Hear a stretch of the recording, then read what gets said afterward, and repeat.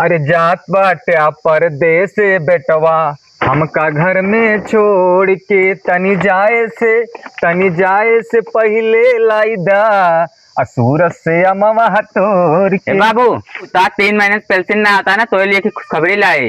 हम जानते हैं हमारे दोनों बेटवा एकदम लायकदार रहा, हमरे खातिर एकदम मर्द मिटत रहा थिन। अच्छा ये बताओ हमका बेटवा प्रधान के लगा गा रहा है। हाँ बाबू उन्होंने कागज बन जा अपने बाबू को साइन करा लिया। अरे बेटवा तब लावा सही नहीं हमका इन दे, हम तो तोरे सब खातिर एकदम लड़ते यही ले।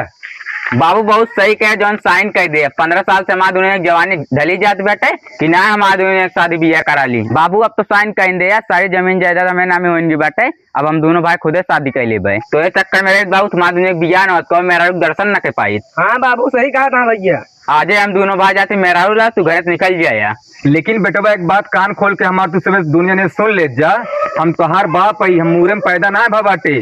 हमरो पास दिमाग है, जोन पेनिया तू सैनिया करे बिना हमका देहे रहा है ना उ चलत ना रही बेटवा से। आरो बाप से होशियारी। अरे बाबू माफ कर दे बाबू। अरे हमारे बाबू गलती होगी बाबू माफ कर दे हमका। अरे बाबू गलती होगी भाई चक्कर में रहे हैं गए तोहार शादी करा दे भाई। उठा हमार बेटवा अब तू सुबह जाबा जेल चला।